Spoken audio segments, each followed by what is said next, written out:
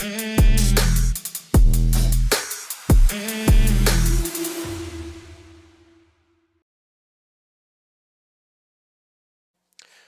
back to the LPR Trading Group YouTube channel. It's Dave again. We've got another video here for you today.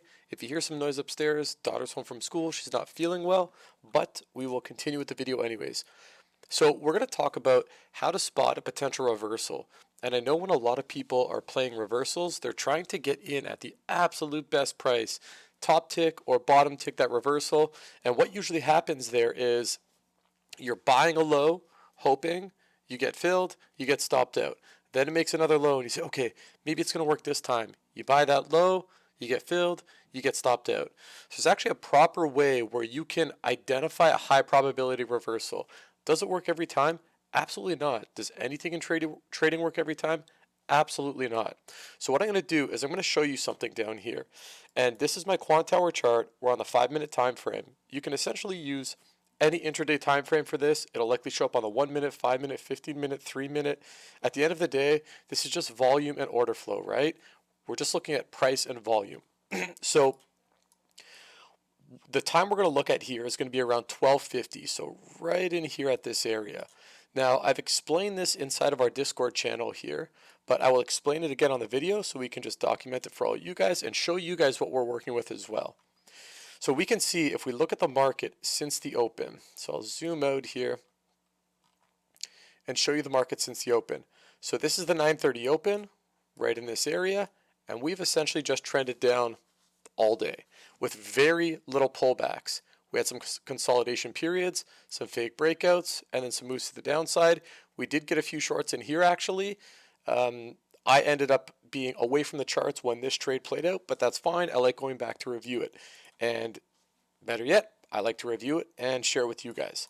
So let's get into this trade here, or this reversal.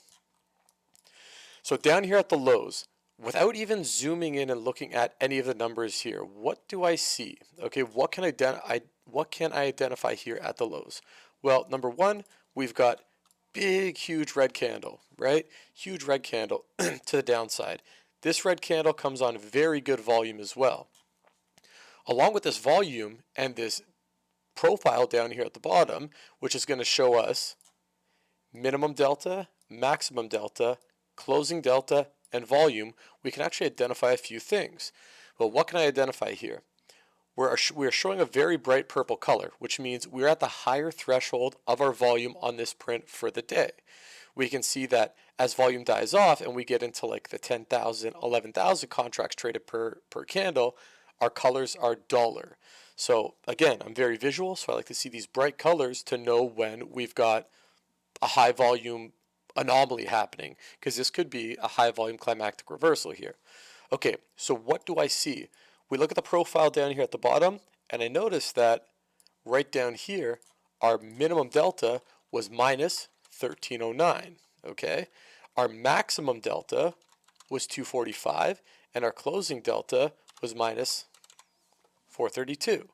So why is this important? Well, at one point, sellers had 1,309 contracts of pressure over the buyers, which means they aggressively sold 1,309 more contracts at some point than the buyers could. So the scale was tilted 1,309 contracts to the sell side.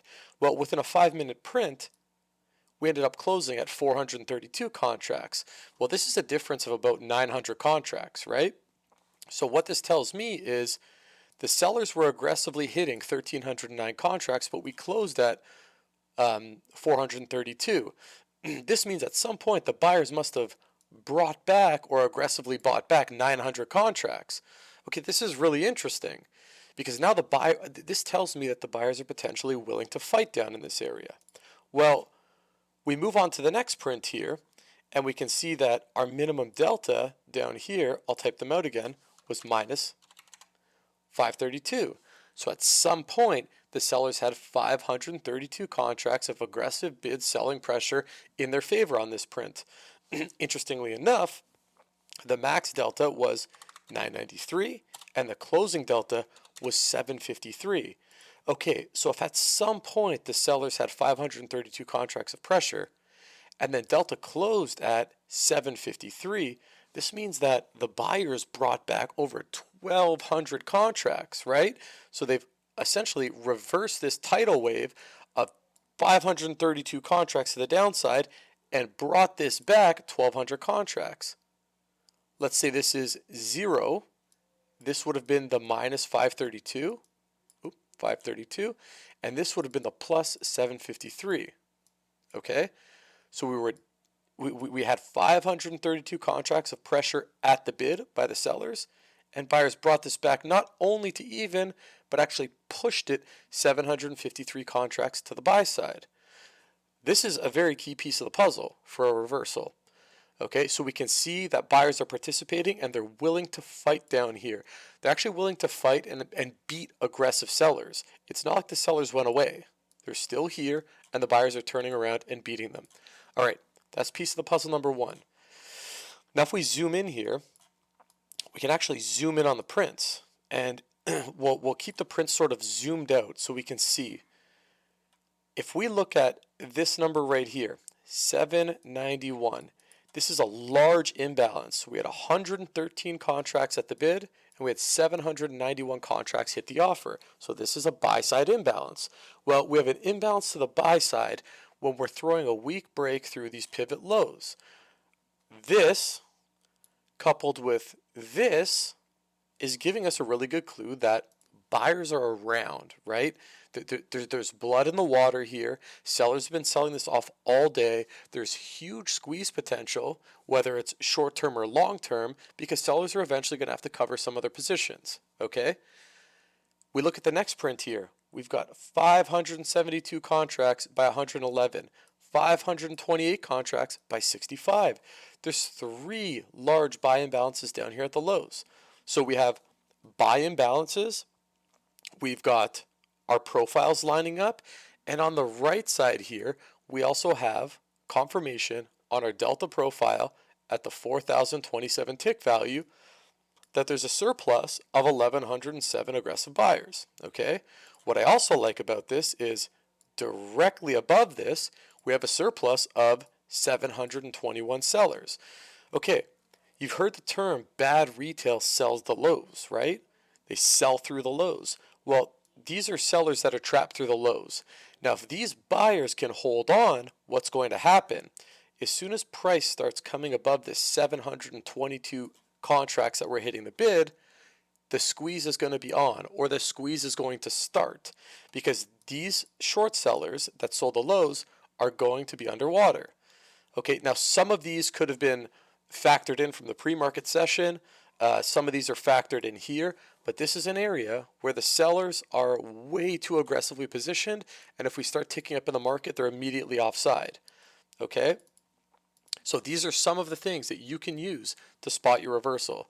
Now, how to enter this is another thing. Well, depending on your contract size, you can enter this one of a few ways. I would say if you're trading multiple contracts, like 3, 4 contracts or more, whether it's MES or ES, you can take what I like to call stabs in these areas. As soon as you see these imbalances get printed, you've got the confirmation on the profile, and we start ticking above here, you can start maybe a third of your position, a quarter of your position, okay? And then what I like to do, whether I'm looking for a reversal short or a reversal long, I like to wait for the back side of the move. I like the move to start moving in my favor, and then when it's more confirmed, I hate using the word confirmed, but when it's more confirmed, then I like to get into the position bigger. How can we do that? Well, we get this big push. Let's make this green since we're going up here. We get this big push here off the lows. We get volume printed right here. We close outside of volume to the upside. Perfect. This gives us a great area to say there's value here, there was a fight, there was a battle. If price can come back into this area to pick up the leftover contracts that possibly want to be bought or sold in this area, this is where we can get in. So we take a little stab or a dabble here. Once price starts moving up, we're looking to buy any pullbacks into this volume here. We get filled right in these areas. And then we're off to the races, okay? What could your targets be? I mean, that really depends on how you trade. Maybe you want your targets to be pivot highs. Maybe you want your targets to be EMAs. Maybe you want your targets to be some zones that you had marked, maybe some sort of supply zones that you had marked. Maybe you're a super ambitious trader and you want your target to be high of day. That is totally up to you. The idea is get in the trade, have targets, and there's two outcomes. You get stopped out or you get to your target. If you had a plan going in and you had a stop and you had a target, it doesn't matter which one got hit. Your target or your stop, you were still right. Why? Because you followed your plan. Don't be results oriented. If you followed your plan and you lose, pat yourself on the back. You did a good job and the outcome was exactly what you expected. If you followed your plan and you got to target, pat yourself on the back. You did exactly what you were supposed to. Okay? If you did not follow your plan and you were green, that's a problem. If you did not follow your plan and you were red, that's a problem. These are things you're going to have to look into. Have confidence in your trading. Know what you want to look for, know what you're trading, know what kind of market you're in, and just execute. That's absolutely all you can do. I hope you guys enjoyed this short video. If you have any questions, as always, like, comment, subscribe, leave a comment down below. I will get back to every single comment I see down in the comment section. And if you made it to the end of the video, what we're going to do in the chat room is as soon as we get 1,000 YouTube subscribers, we're going to give away a free course and a free annual chat room to one of the subscribers. You just have to subscribe and comment. We'll do a randomized draw, and good luck to the winner. We'll see you guys on the charts.